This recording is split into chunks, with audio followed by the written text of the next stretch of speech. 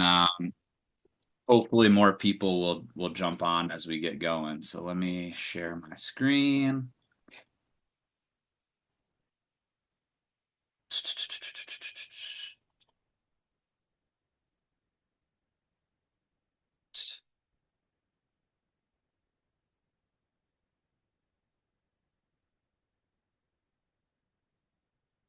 All right. All right, so hopefully you're here for the Columbus market update. If not, feel free to stay on, but that's what we're going to talk about here for the next 30 or 45 minutes. I think most of you on this call already know who I am, so I'm not going to mess with that. In terms of what we're going to discuss, interest rates and the correlation with oil is one thing we've been looking at the last few months. Consumer confidence levels, and then consumer spending actually has some interesting data coming out of last month. We are going to take a quick look at the new housing bill that just became law. I think that was just last week, maybe the week before.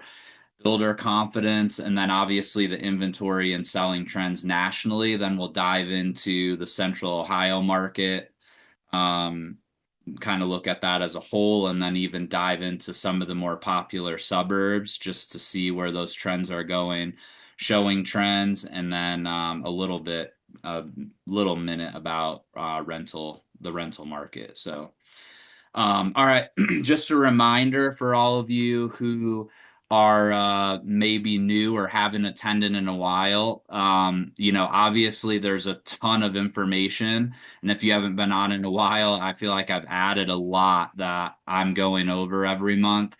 So my encouragement to all of you is take one or two things out of this and like understand it at a high level, and then outside of that, like think about the macro or the high level view of everything, but don't feel like you need to know everything. I think it's very important in this market to understand the local trends for sure.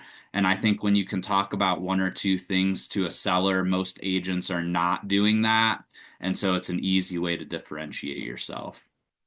All right, we'll jump into interest rates here. As you guys probably know, they're higher than they were in March. Um, but they've kind of leveled off. I mean, obviously there's been spikes, peaks and valleys, but basically right around 6.6, give or take, has been kind of where we've been since about the beginning to middle of May. Um, if we look at the year over year numbers, that does offer us a little bit of perspective though, because last year at this time, we were still about a quarter of a point higher than where we're at right now. So even though if we go back to this slide, we got really excited here when rates went down to 6%, thinking that maybe they would go down below 6%. And I think, without the Iran war conflict, whatever you want to call it, I think they probably would have. Um, as we'll go into this, the fears around inflation due to increased oil prices definitely led to this spike in rates. The interest rates where they are right now is some due to oil, as we'll see in a second, but I also think it's a little bit just the long term. I don't want to go too far into the weeds, but it's basically the government is not in a hurry to reduce spending. And when you are, I heard this explained. You guys know I'm a CNBC nerd. I listen to it most mornings. And basically, the way that somebody explained it, I thought was really good. They basically said, like, if you're an investor and you're buying a 10-year treasury, which is what mortgage rates are based off of, you're locking your money up for 10 years with the assumption that you're only going to get a certain return on that money, right? And so if you lock that money up for 10 years at, a certain rate, you don't want inflation to outpace that rate.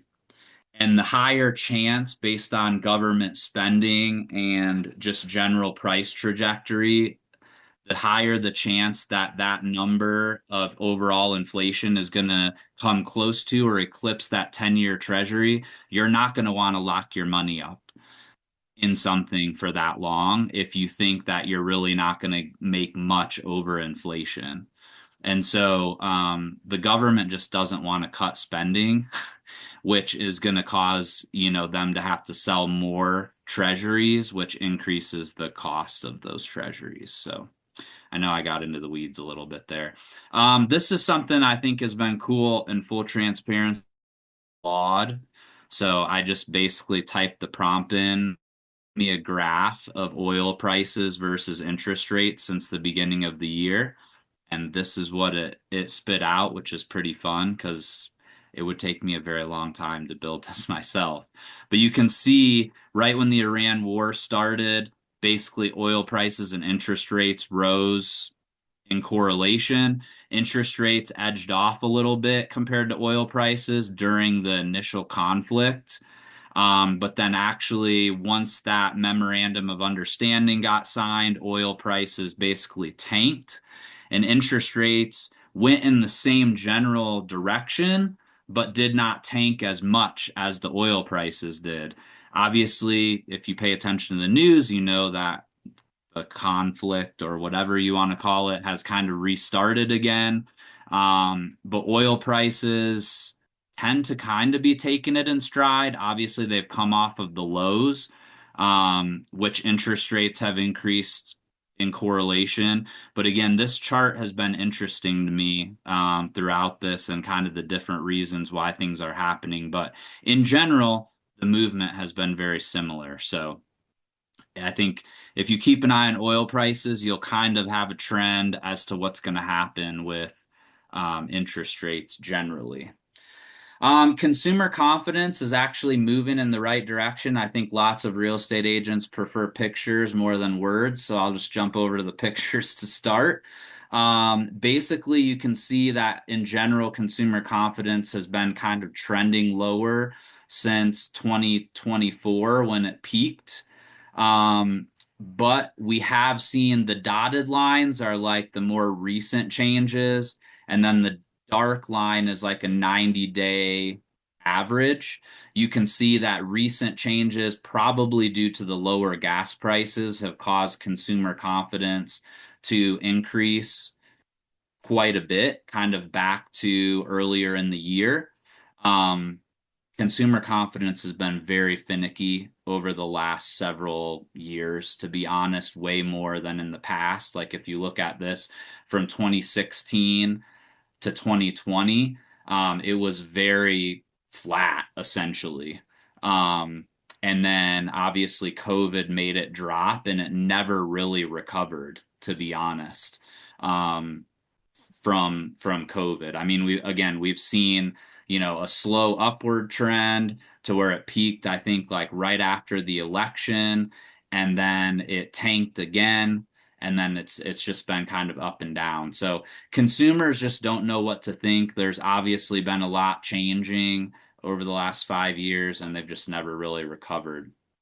Um, in terms of like kind of some data behind that, this is coming from Bank of America. We've got a couple slides on this. This is a cool report that I found that they update every single month. So the cool thing is because Bank of America has access to every credit card and every debit card in their whole system, they basically track like anonymous data in terms of spending. And they also know, like, Steve, when you apply for a credit card, you put how much money you make.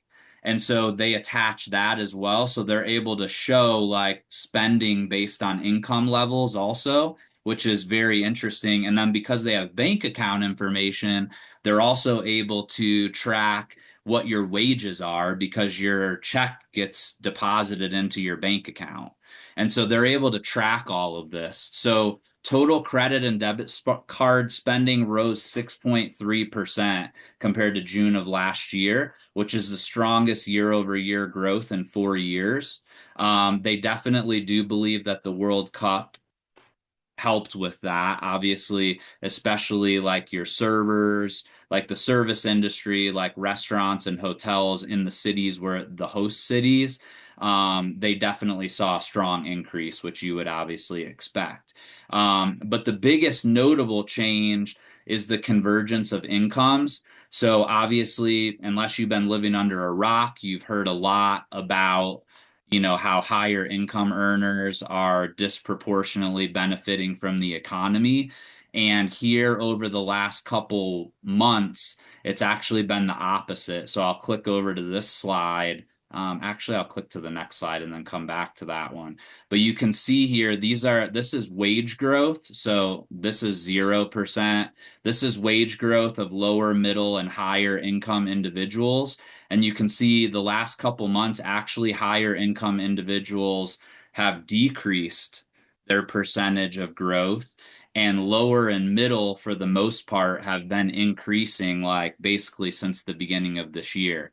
Now, one thing that they're hypothesizing, regardless of the politics, obviously the majority of the new tax breaks in the bill that was passed last year were meant to benefit lower income. They held on to a lot of the like higher income tax breaks that already existed, but like the no tax on tips and those types of things obviously disproportionately benefited the lower income. And so they've seen the amount of taxes withheld from lower income or from employees in general reduce. And so there's some speculation that that's what's led to the higher paychecks, essentially, is not necessarily significant wage growth, but just the fact that they're able to kind of keep more in their pocket, and they've adjusted their withholdings to reflect that. But this is the chart that went around with spending.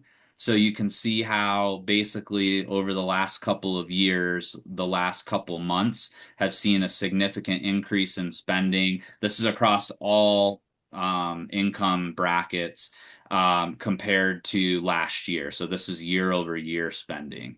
So the orange line is excluding gasoline, and then the red line is including gasoline. So, but people are spending more money, and I don't have a slide on this, but I know pretty consistently the amount of credit card debt is not really increasing beyond normal historical trends. So it's definitely something that we'll continue to keep an eye on now that I know about these cool reports, because I do believe that these types of data points are very good leading indicators for our business as well. If people are making more money, they're definitely going to be in a position to afford to move.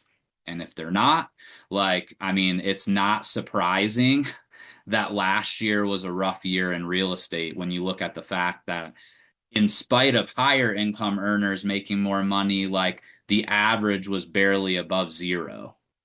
So if we start to see this trend continue into the end of the year in terms of spending, I would expect to see more buyers entering the market. All right, a little bit. There's a lot of words here. I'm not going to read them all to you, but I'm going to hit the headlines.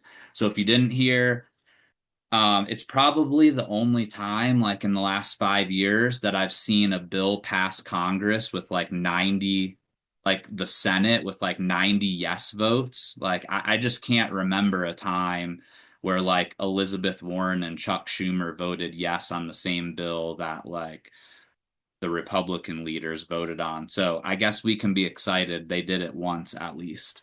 But anyways, the thing, basically, there's a restriction on institutional investors. So if you own more than 350 single family houses, you can no longer buy new single family homes outright.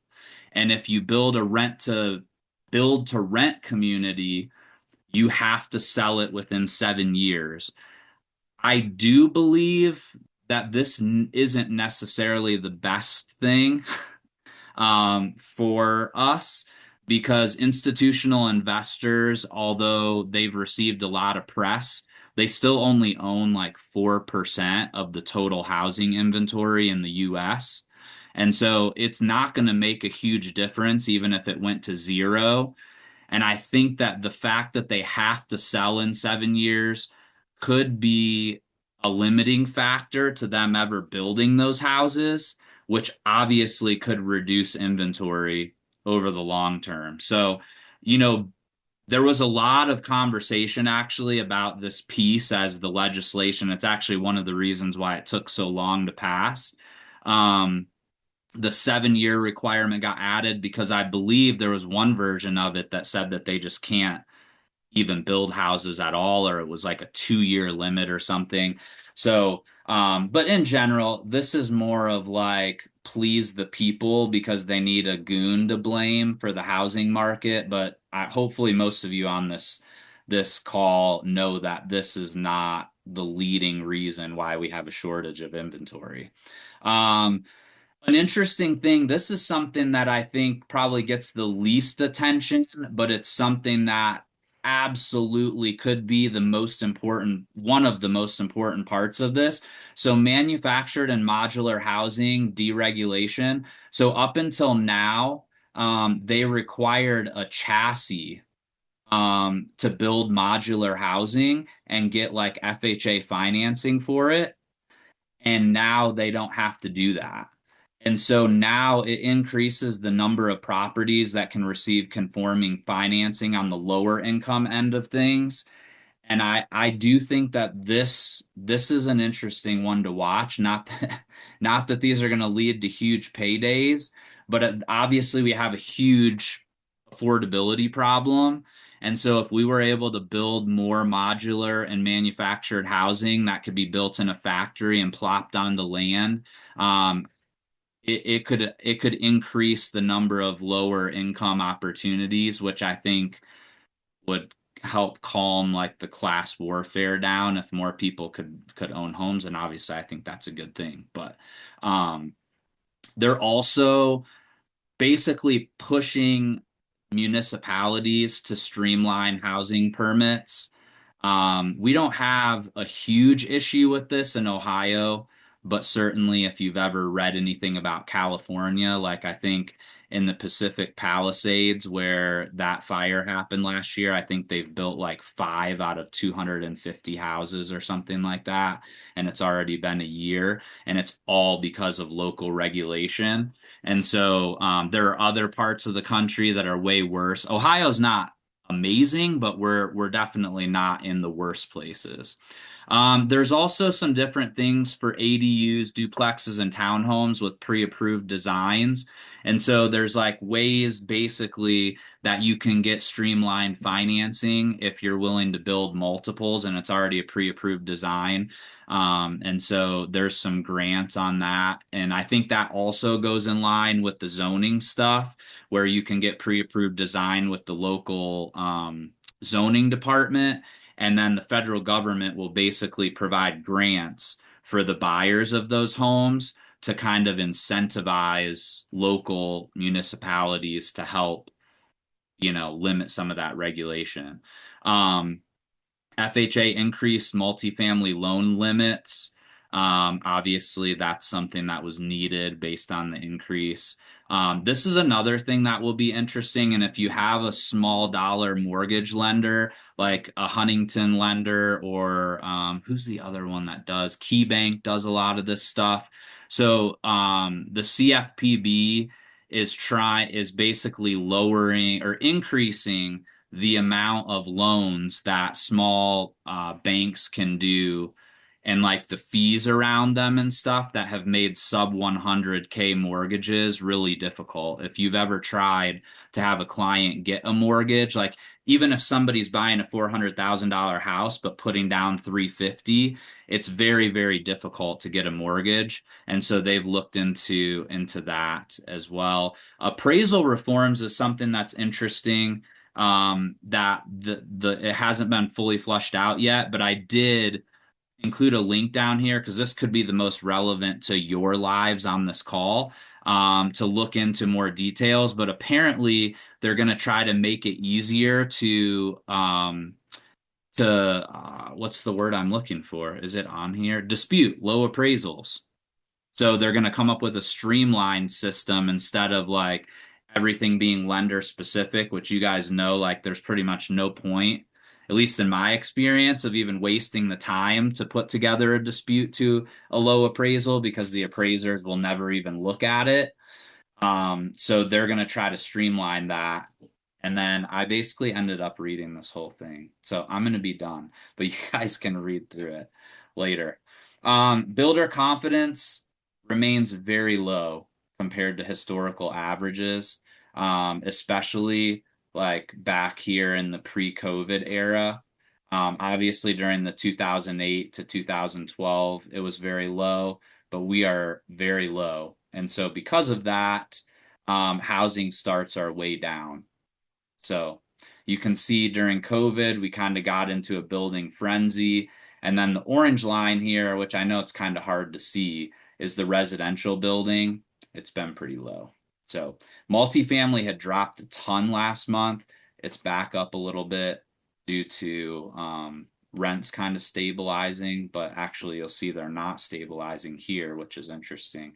Um, Active listings up 1.9% year over year, pretty much flat, I would call that. But again, I guess the story here is this is the pre-pandemic trend line.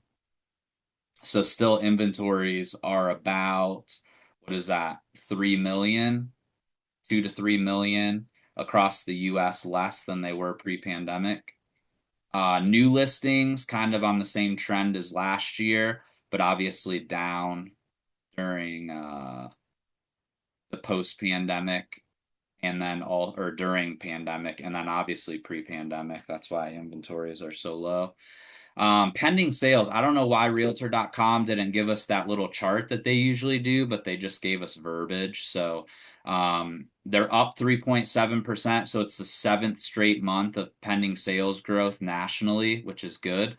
The last time we did that was December 2020 through June of 2021. So that's significant that we're seeing, sales growth because for I think all of you on this call, you're all earning commission checks when things sell, and you don't earn commission checks when things don't sell. So having them sell is a good thing.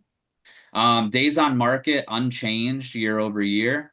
Median list price. So this is interesting. Median list price was down. However, when we look at NAR stats, because remember, Realtor.com doesn't keep median sales price stats for some reason, but NAR says sold prices are actually up 1.8%, and it's the 36th consecutive month of year over year increases. So even though the listing prices are coming down, the sales prices are not. So maybe that means agents are getting better at pricing properties. But either way, we're still seeing price growth. And then housing affordability year over year is up. That's most likely due to that slide way back at the beginning where we talked about interest rates being down. That's probably almost all of it. Although you're seeing some price softness, a lot more price softness in the South and West than the Midwest and Northeast, and that's probably why more affordability in those areas.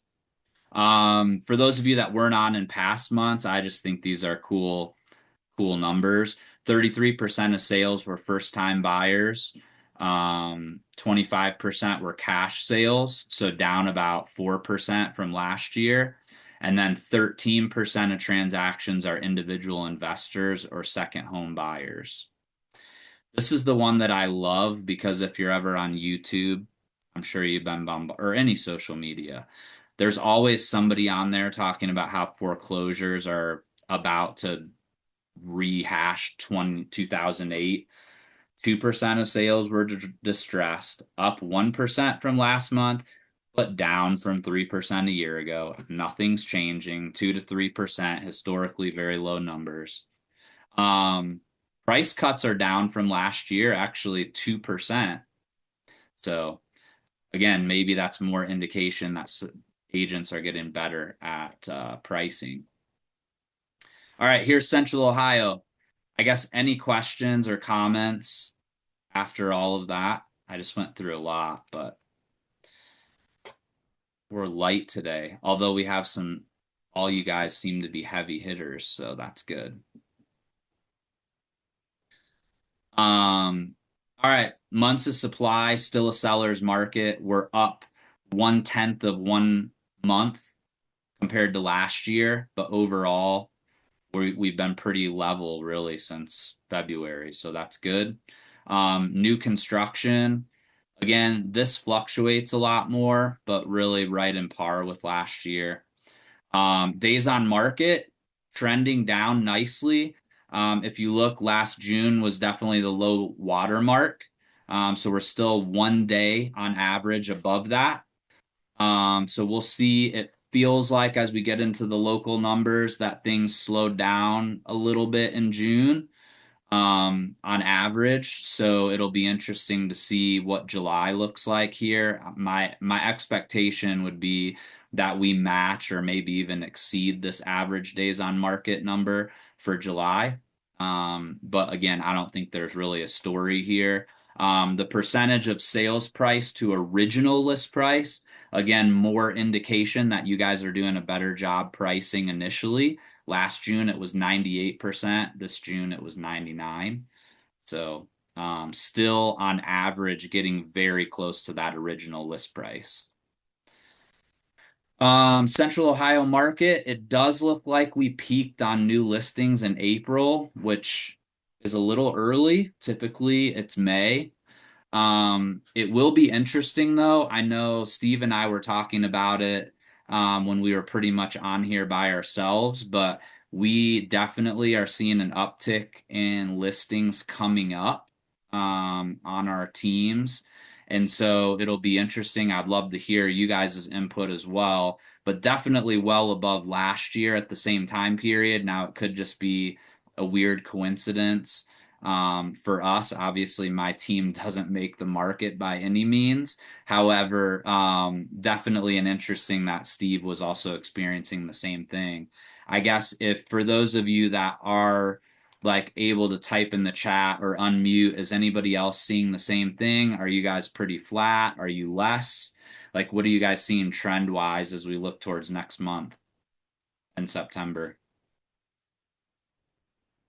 I don't know. Like I haven't paid as much attention like in terms of seasonality, but I definitely listings are picking up for us, but it was like a huge pickup after the 4th of July. So I don't know if everyone this year was just into the 250 or what was going on. It looks like it typically dips off like year over year, but since the 4th of July was over, huge increase. Like they're out there. People are ready to go. What are you guys seeing the same increase when it comes to buyers, or has it been mostly listings? Not for me, mostly listings. Steve, what about you? My buyer's agents are getting busier all of a sudden, and definitely listings for me. So, Well, and obviously, what is it? Probably like 75% of listings are also buyers as well, right? But although you are talking about how three or so of your listings are rentals, so those aren't going to be buyers. right. So hopefully I'm in a couple that I have definitely are sellers and not buyers, or they're moving to a different part of the state or country or whatever. So, I don't know, Emily, how many, if you can't answer, it's okay, but how many of those sellers are also buyers Like one, out of how many? like four. Yeah, so that's flipped, right? Like 75% are not buyers. So we could be entering a good time for buyers, to be honest, if we're going to see an uptick. But on the same token, again, we'll get into this, but we usually see, if you look back to last year, you kind of see inventory. It typically peaks in August and stays kind of flat until we have that huge drop off, typically like in November, December timeframe. But it'll be interesting if we've flipped the normal script and 75% of sellers are not buyers, we could be in a place where we have a lot of inventory, a big increase in inventory. So something to keep in mind as you're pricing to make sure that if you're in a range, I would say, again, when I'm just looking at my business, it's one thing, but when I start talking to you guys, hearing that you're experiencing the same thing, it starts to become more of a trend. So, I would encourage you to use this conversation in your listing a point. Hey, I was on a top agent panel talking about the market, and everybody was seeing, 75% of their upcoming, they not only were they about to list more, but 75% of them were not buyers also, which could mean that we're going to enter, a period where we have a lot more listings than new buyers. Because as we know, like this red line is a really good indication of buyer activity.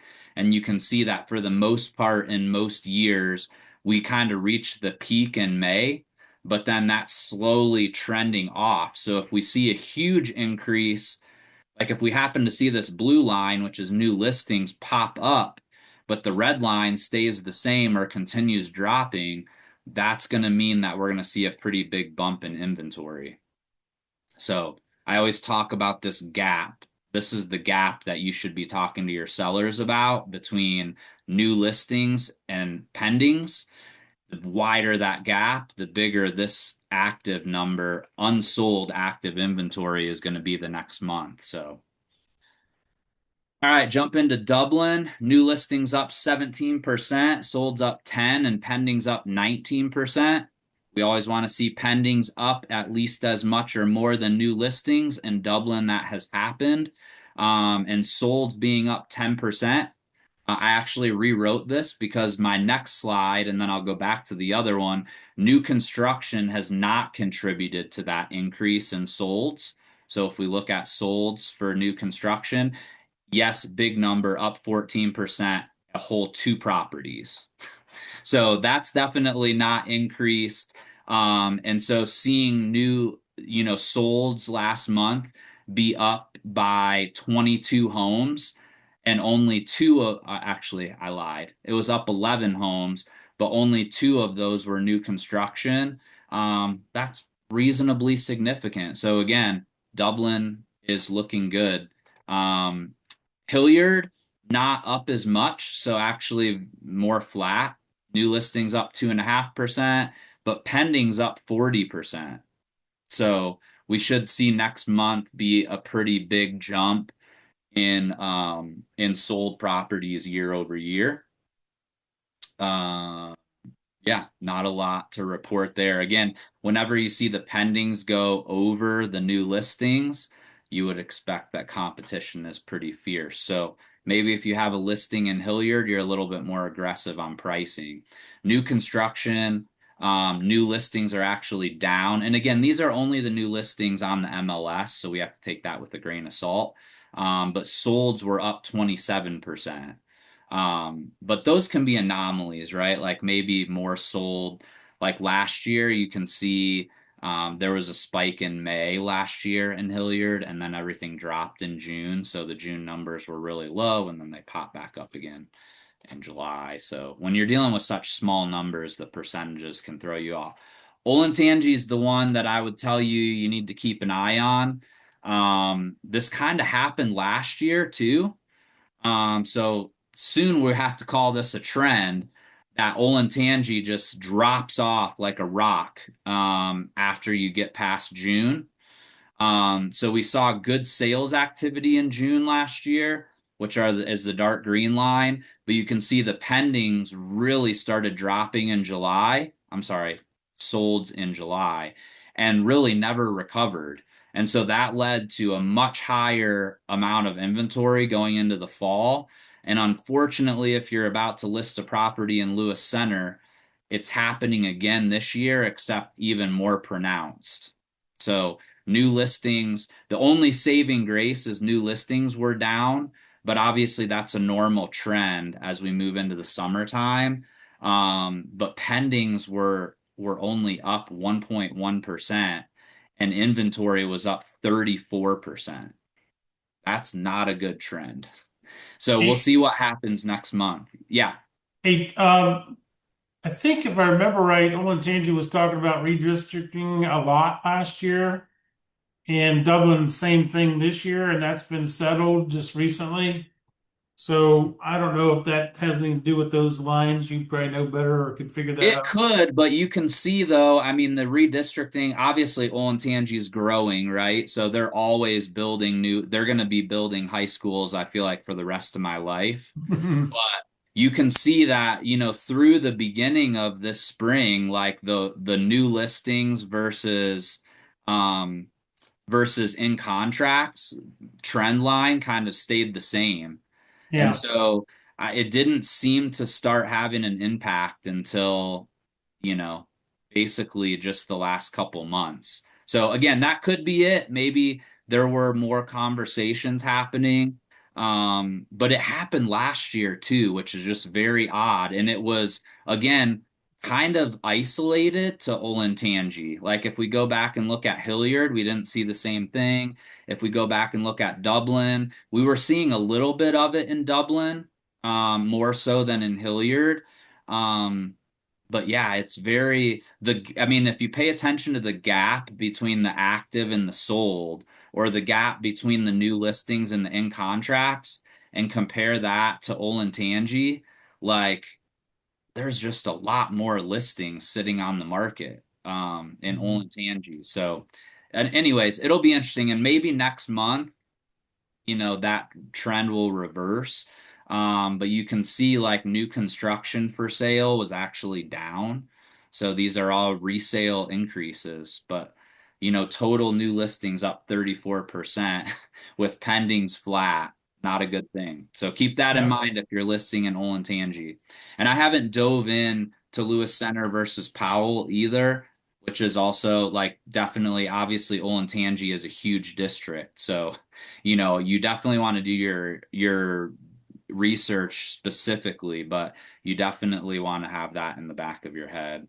Hey, Average, yeah, Troy, Chris, real quick to yep. Steve's point. Yeah. So my daughter plays on a soccer team that has a bunch of the players up there in Orange and all those locations. And to Steve's point, even the last few months, I guess in May, there was still a lot of talk about that. People not knowing, not just the new school being built, they're building a new one, but also they're moving some people from Liberty to Orange and Orange to other places. And so a lot really are waiting because they don't want to buy into a place and then have it change and not be a school they want in. So I've heard a lot of that talk from the parents still going on. I don't know if that's been settled yet, but to your point, once it gets settled, this trend might change a little. No, that's a very good, I think obviously anecdotal, but very probably, uh, you know, a good indication of what a lot of people. So yeah, good job, guys.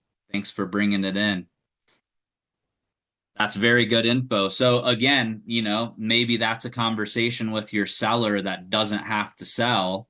Hey, maybe next spring is going to be better once the redistricting, because obviously to your point, Chris, everybody that lived west of the Olentangy for the most part was going to Liberty other than those handful that went to, you know, the OG Olentangy.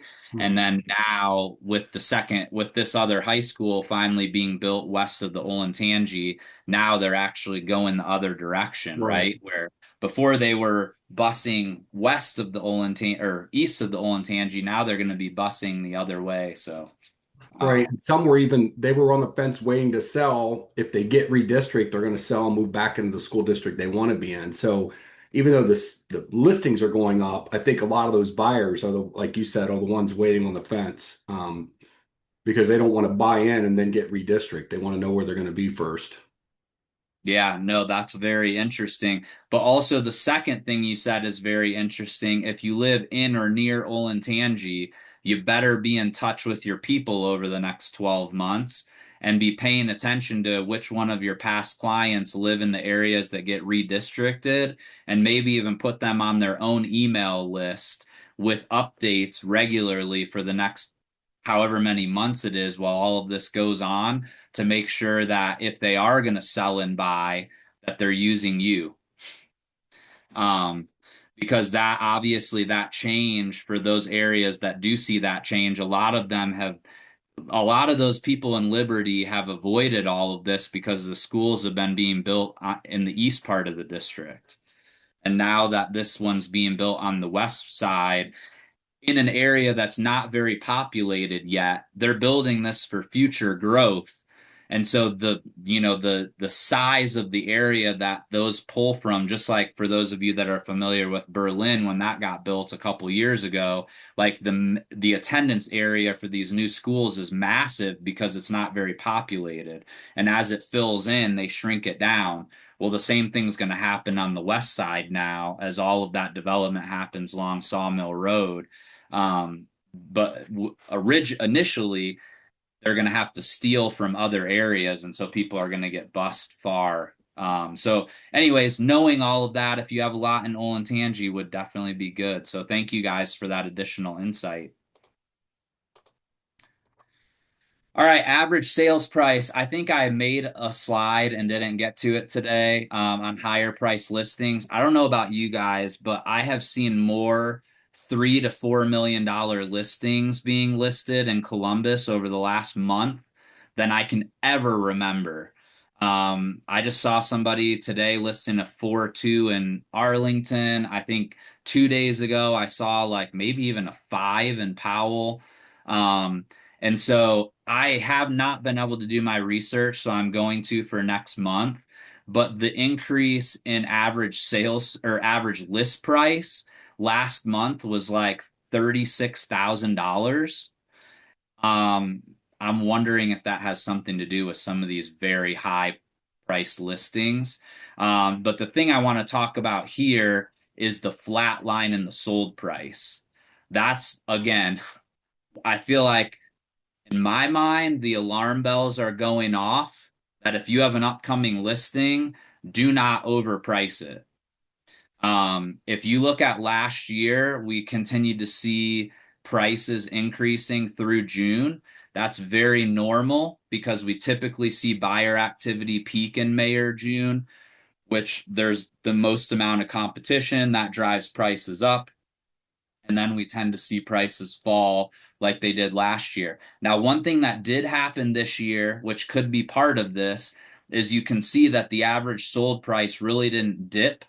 So you can see, I don't have it going back 2 years here, but you can see what happened with the average list price. This is what normally happens with the average sales price, is it dips all the way until like December. Actually, it's usually lagging a month. So it usually bottoms out in January or February. It did bottom out, but not nearly as much as normal. You can see here. It was pretty flat throughout the winter months, which is very abnormal. It usually looks something like this. So maybe we just stole some of this appreciation here earlier in the year, and then like the fact that it didn't go like this in a V. But this is something that we really want to keep an eye on because a flat price from May to June is definitely, again, not something that we're used to seeing. So, and tends to be a little bit of a leading indicator on what the next couple of months, that in combination with our discussion today about more listings, again, I would be pricing on the lower to middle end of your ranges when you're talking to sellers. And then let the market prove you wrong. Unless they're okay with it, but you should be talking to them about all this stuff and then going from there. So sorry for the blank screen here. Showings. Hopefully, I'm praying this might be the last month for a quality showing graph, which I'm so bummed about. But with the new showing service starting, apparently their reporting is not nearly as good as showing time. I'm assuming we're going to have some people that switch and some people that don't. So that's going to create an accuracy issue with the data. But long story short, we're kind of in line with past years. I got really excited when this, after 4th of July, like the showings bumped up above all the previous years. But now it's kind of back in the same trend line after last week. So again, good number of total showings. When we look at showings per listing, it's still showing that we're kind of on the lower end. So, buyers are just looking at more listings before they make a decision. It's not necessarily this, I think, tells us more about like how many buyers are in the market. And so we're pretty in line with last year, which again, we were hoping we would be increasing, but I don't think we are, unfortunately. So I'm hopeful that maybe if this Iran thing finishes up, that it will lead, because all the other economic indicators are pointing up, but I think uncertainty typically breeds, not doing anything. And I think obviously housing is a big purchase. And until this Iran thing figures itself out, or we figure it out, or whatever is going to happen, the longer it drags on, I think it's definitely put a damper on things a little bit. And mortgage applications show it. Here's another flashing light, I guess. Purchase applications are down 7.3% year over year. So, in spite of having higher or lower interest rates, buyers are applying at a rate of 7% lower than last year. And I wouldn't have called last fall the gangbuster of all real estate markets. So, again, another reason with all these upcoming listings to be on the lookout. Now, if you're working with a very motivated buyer, you can have a positive call and talk about how most likely there's more listings coming, and we don't see an indication of more buyers entering the market. And so, August could be a really good opportunity. Um, and August traditionally, especially in the suburban school districts, tends to be a slower month anyways. So if you have like a first time buyer that doesn't have kids in school, or maybe an empty nester that's just moving to be closer to grandkids, but they're not impacted by the school schedule, definitely August could be a really good month. Still haven't found a reason to take this slide out. I think we're well over a year now. Yeah, June 2025. The gap between the number of buyers in the market during the 14 to 20 years versus the number of buyers that are in the market today when we have an increasing population is definitely something that we should be keeping an eye on. I think as soon as we have, like, for example, the Iran conflict gets resolved, interest rates go down, we could see inventory be an issue, and then the next day it's not an issue. Or I'm sorry, we could see inventory rising, and within a month with really low interest rates, you could see that inventory swept up very quickly if we see a spike in buyers. So something to keep in mind. Obviously, short term, probably a little bit doom and gloom today, but I think long term we still sit in a really good spot, especially in Central Ohio, with only 1.6 months of inventory. All right, local rental market. This is last slide. We have seen a little bit of softness on the overall numbers. I don't know that in our property management business that we've seen this at this level, but it's definitely something to keep an eye on. It's the lowest that we've been over the last couple years. So in terms of average rent. So definitely something to keep an eye on, maybe why Steve's investors are selling. I don't think we've seen much softness in the Dublin and Powell market though, in terms of rents. So I think we've probably seen this softness most at the higher ends of the market, as we've just continued to see more and more of those like luxury multifamilies coming on the market. Although I think we're pretty much worked through the COVID inventory with that. One place, actually, I was just having a conversation, and then I'll stop yapping about rents because most of you guys probably don't care. A guy who owns a lot of campus rentals. Um, if you haven't been paying attention to campus, basically they're building a bunch of, like, I would call them mid to high rise buildings along High Street that are like luxury student housing, where it's like a one bedroom for crazy amounts of money per month, but parents are paying for it. And that's created a ton of softness in the market, especially if you're familiar with campus like east of Summit. So like the Summit North 4th corridor, which still used to be pretty strong, like between 11th and Norwich or Northwood. has now gone almost solely, especially east of Fourth, has gone almost solely to like basically regular renters or former students that don't have nearly as much money and they're not getting the student loans to help them. Parents probably said, like, we're not paying for it anymore now that you're out of school type of people. And so if you know people that own properties in that area, they're seeing quick